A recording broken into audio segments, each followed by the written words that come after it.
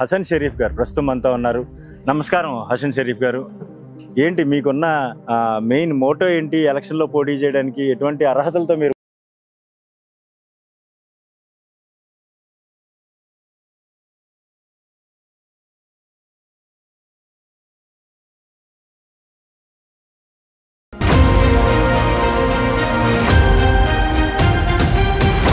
విలువలతో కూడిన రాజకీయాలు ప్రస్తుతం సమాజంలో లోపిస్తున్నాయనేది నేను గమనించడం జరిగింది. అయితే మీ నాన్నగారు కష్టపడి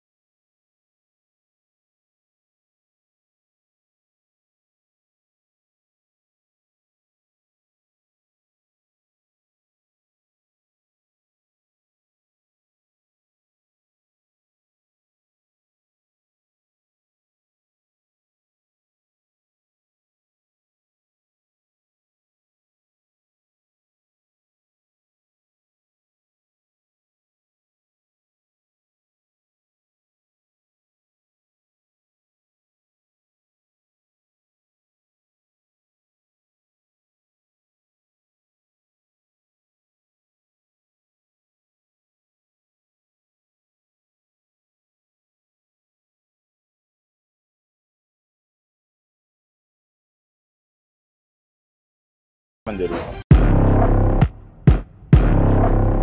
35 నియోజకవర్గాలు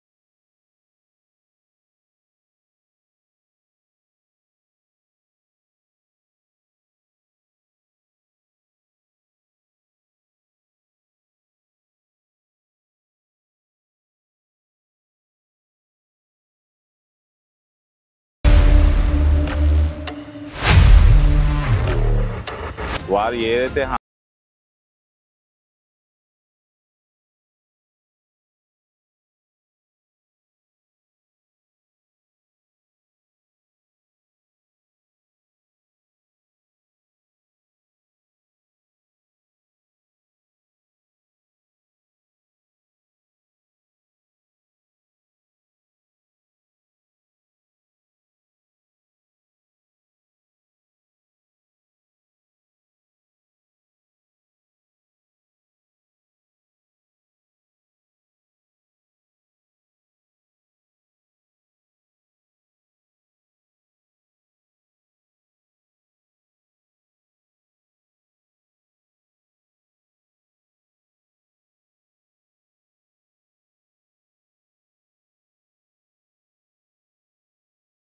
చంద్రబాబు నాయుడు గారి లాగా మద్యాన్ని తీసుకొచ్చి మరీ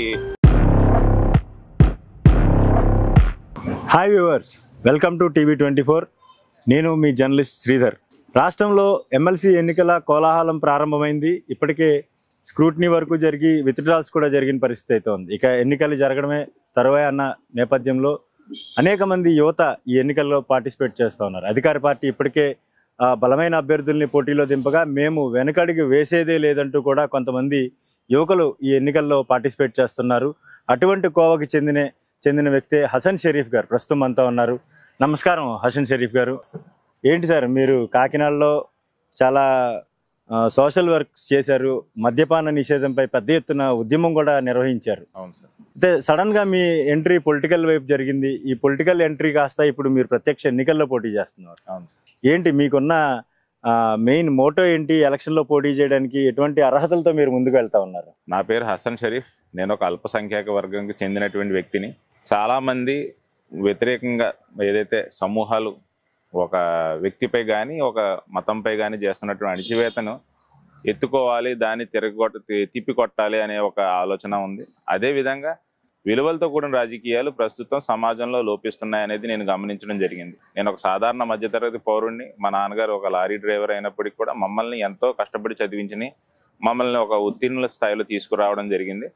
ఆ తర్వాత ఇప్పుడు మేము చూస్తున్నటువంటి రాజకీయాలు ఏదైతే విలువలు కోల్పోతున్నాయో, సమాజంలో జరుగుతున్నటువంటి అన్యాయాలు కానీ ఏదైతే అణిచివేత ఉందో కానీ పీడితుల పక్షాన్ని నిలబడి పోరాడాల్సిన అవసరం ఉందని నేనైతే నాకున్నట్టు స్పృహతో నేను ముందుకు రావడం జరిగింది. ఈ సామాజిక స్పృహ నాకు బాబాసాహెబ్ అంబేద్కర్ గారు ఇచ్చినటువంటి రాజ్యాంగ హక్కుని కలుపుకొని ప్రతి విషయంపై నేను స్పందించడం జరుగుతుంది. మీ అందరికీ తెలుసు, నేను గత 10 ఏళ్లుగా రాజకీయాల్లో కానీ సామాజికంగా కానీ ముందుకు వస్తూనే ఉన్నాను. ఏ రోజు కూడా నేను వెనకడుగు వేయలేదు, ఎక్కడా కూడా నేను తప్పుడడుగు వేయలేదు. ఈరోజు పట్టభద్రులు ఎవరైతే ఉన్నారో వారికి యొక్క గళాన్ని నేను శాసనసభల్లో చట్టసభల్లో వినిపించాల్సిన అవసరం ఉందని, శాసన మండలికి నేను వెళ్లాల్సిన అవసరం ఉందని నేను నిర్ణయించుకోవడం, నా మిత్రమండలి నన్ను అందరూ కూడా సపోర్ట్ చేయడం, నన్ను ముందు పెట్టడం జరిగింది. కాబట్టి నేను ప్రత్యక్ష రాజకీయాల్లో కూడా రావాల్సిన అవసరం వచ్చిందని నేను అనుకుని ఈ అడుగు వేయడం జరిగింది సార్. అంటే మీరు చెప్పిన దాన్ని బట్టి చూస్తే మీ నాన్నగారు ఒక లారీ డ్రైవర్. అవును సార్. లారీ డ్రైవర్ వేతనం అనేది ఎంత ఉంటుందో ఈ రోజుల్లో మనకు అందరికీ తెలుసు. అవును సార్. అయితే మీ నాన్నగారు కష్టపడి మిమ్మల్ని ఇంజనీరింగ్ చదివించారు. ఆ తర్వాత మీరు ఎంఏ పొలిటికల్ సైన్స్ చేశారు.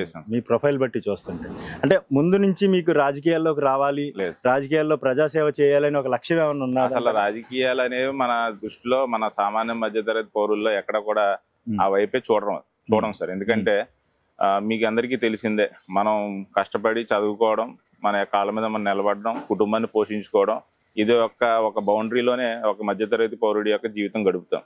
కానీ నేను ఎప్పుడైతే మా తండ్రి కష్టాన్ని చూడడం జరిగిందో, అలాగే నేను ఇంజనీరింగ్ చదివిన తర్వాత చేసినట్టు ఎంప్లాయీస్ ఎవరైతే కంపెనీలో ఉన్నటువంటి లేబర్ని కూడా నేను గమనించడం జరిగిందో, అక్కడ నాకు విపరీతమైనటువంటి ఆవేదన గురవడం జరిగింది.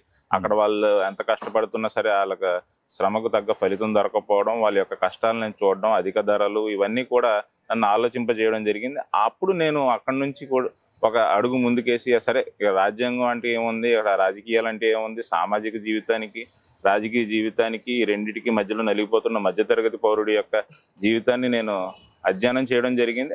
ఆ ద్వారా నేను ఎంఏ పొలిటికల్ సైన్స్ కానీ ఇప్పుడు ఎల్ఎల్బి కూడా ఫైనల్ ఇయర్ చదువుతున్నాను, ఎల్ఎల్బి కూడా చదువుతున్నాను. దీనికి కారణం అంతా ఒకటే, నేను ఏదైతే సామాజిక పరిస్థితుల్లో ఒక సెక్టార్లో కానీ, కంపెనీల్లో కానీ, లేకపోతే సొసైటీలో కానీ చూసినటువంటి విషయాలని స్పందించాలి, దీనిపై నేను మాట్లాడాలి, ఈ అన్యాయాన్ని ఎదుర్కోవాలి అని చెప్పి నేను అడుగు వేయడం జరిగింది సార్. అంటే ఒకటి చెప్పండి, ఉమ్మడి ఉభయ గోదావరి జిల్లాల్లో అనేక రకాల సోర్సెస్ ఉన్నాయి. ఉపాధి అవకాశాలు కావచ్చు, వ్యవసాయ రంగం కావచ్చు, పారిశ్రామికంగా కూడా చాలా పెద్ద ఎత్తున అభివృద్ధి చెందుతూ ఉంది. అవును సార్. పట్టభద్రులకి ఇంజనీరింగ్ పట్టభద్రునిగా కావచ్చు, మీరు ఎంఏ పొలిటికల్ సైన్స్, ఇప్పుడు ఎల్ఎల్బి కూడా చేస్తున్నాను అంటున్నారు. పట్టభద్రులకి మీరిచ్చే హామీ ఏంటి? పట్టభద్రులు ఎవరైతే ఈ ఉమ్మడి ఉభయ గోదావరి జిల్లాల్లో కానీ, లేకపోతే ఆంధ్ర రాష్ట్రంలో కానీ విభజిత ఆంధ్రప్రదేశ్లో అవకాశాలు పూర్తిగా తగ్గిపోవడం జరిగింది. 2014 వరకు, అంతకు ముందు వరకు కూడా మనం అందరూ కూడా హైదరాబాద్ మంది అని చెప్పి, లేకపోతే మనకు అవకాశాలు ఎక్కువ ఉన్నాయని చెప్పేసి మనం వెళ్ళేది జరిగింది. అలాగే కోస్టల్ కారిడార్లో కూడా ఎంప్లాయ్మెంట్ ఉండేది. కానీ రాను రాను కార్పొరేట్ శక్తుల యొక్క ప్రలోభాలకి రాజకీయ నాయకులు గురవడంతో ఉద్యోగాలన్నీ కూడా ఇతర రాష్ట్రాలకి వెళ్ళిపోవడం జరుగుతుంది. అదే నేను యాజ్ ఇంజనీర్గా నేను పోర్టులో కొన్ని కంపెనీల్లో నేను పనిచేసిన ఆ అనుభవంతో నేను స్వయంగా చెప్పడం జరుగుతుంది. నేను ఏది కూడా డేటా లేకుండా చెప్పడం లేదు. అత్యధిక శాతం ఉత్తర భారతదేశం నుంచి ఎక్కువ మంది ఇక్కడికి ఉద్యోగాలకు రావడం జరుగుతుంది. ఈ ఉద్యోగాలు రావడం వలన ఇక్కడ జరుగుతున్నటువంటి నష్టం ఏంటంటే, స్థానికులకి ఉద్యోగాలు పూర్తిగా లేవు. అసలు కొలువులు ఏర్పాటు చేయడంలో పూర్తిగా నష్టపోయారు. ఏదైతే గత ప్రభుత్వం జగన్మోహన్ రెడ్డి గారు 75% స్థానికులకి లోకల్ ఎంప్లాయ్మెంట్ యాక్ట్ని 2019లో ప్రవేశపెట్టారో, అది పూర్తి స్థాయిలో అమలు జరిగితే ఖచ్చితంగా ఇక్కడ ఉన్న మన ఉమ్మడి ఉభయ గోదావరి జిల్లాలో ఉన్నటువంటి పట్టభద్రులందరికీ కూడా సరైన ఉపాధి అవకాశాలు వస్తాయి. వలసలు వెళ్ళిపోయి వారి యొక్క జీవితాలని ఎక్కడ కూడా తాకట్టు పెట్టాల్సిన అవసరం లేదు. ఇక్కడే కుటుంబంలో సంతోషంగా జీవించగలుగుతారు. మనకి కాలుష్యం మాత్రమే మిగులుతుంది, కొలువులు ఉండడం లేదు, ఉద్యోగాలు దొరకడం లేదు. ఈ కాలుష్యాన్ని మనం అనుభవిస్తున్నాం కాబట్టి ఉద్యోగాలు కూడా మనకే ఇవ్వాలని చెప్పి నేను ప్రధాన డిమాండ్ చేస్తూ పట్టభద్రులందరికీ ఈ సందేశాన్ని ఇవ్వడం జరుగుతుంది. అంటే ఇప్పటికే పూర్తిగా ఎన్నికల ప్రక్రియలో భాగంగా పోటీ మాత్రమే మిగిలింది. పూర్తిగా నామినేషన్ ప్రక్రియ, విత్డ్రాల్స్, స్క్రూటినీ అన్నీ అయిపోయినాయి. 30 మంది దగ్గర 30 మంది పోటీలో ఉన్నారు. 30 మందిలో 35లో చివరి స్థానం మీది. ఏంటి స్పెషల్ గా ఏమన్నా దానికోసం ఎంచుకున్నారా? లేదు సార్, అది ఆంగ్లంలో కాకుండా తెలుగులో ఇవ్వడం జరిగింది. ఆర్ఓ గారు తెలుగులో రావడంతో నా పేరు హసన్ హాలో చివరి స్థానం నాకు వచ్చింది. అయితే దీన్ని చివరి స్థానానికి డిమాండ్ కూడా ఉండడం జరిగింది. లాస్ట్ అని చెప్పుకోవడానికి గుర్తుంటది, ప్రజల్లో తీసుకెళ్ళడానికి అనేసి కొంతమంది నన్ను విత్డ్రా చేసుకోండి అని కూడా అన్నారు. నేనైతే ఒక సంకల్పంతో ఉన్నాను, నేను వెళ్లాల్సిందే, నాకు ఎక్కడొచ్చినా పర్లేదు అనుకున్నాను.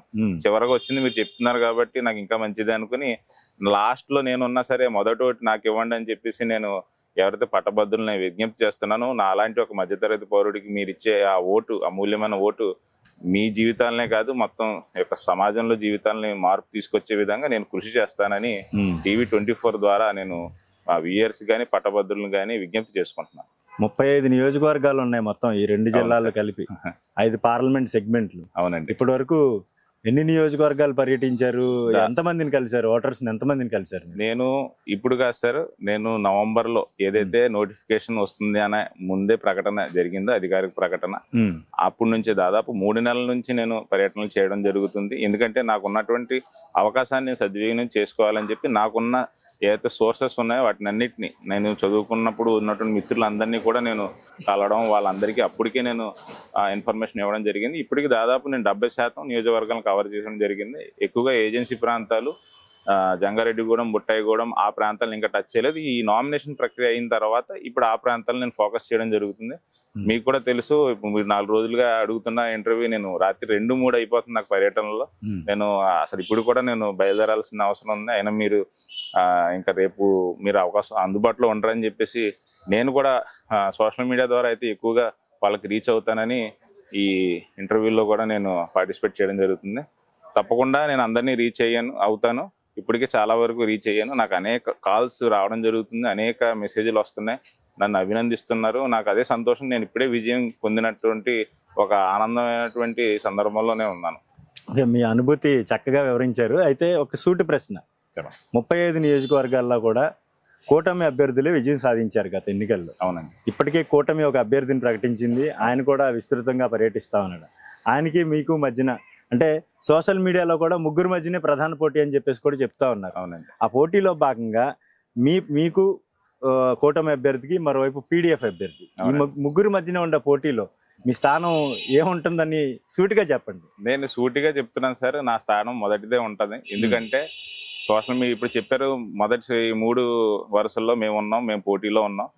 ప్రధానంగా కూటమి అభ్యర్థి 35 నియోజకవర్గాల్లో ఎమ్మెల్యే గెలిచినప్పటికి కూడాను, 35 ఎమ్మెల్యేలు ఉన్నప్పటికి కూడాను, వారు ఏదైతే హామీలు ఇచ్చారో 10 నెలలుగా అయినప్పటికి కూడా ప్రభుత్వం వచ్చి ఇప్పటికి పూర్తిగా వాళ్ళు ఏది కూడా Super 6 లో అమలు చేయలేదు.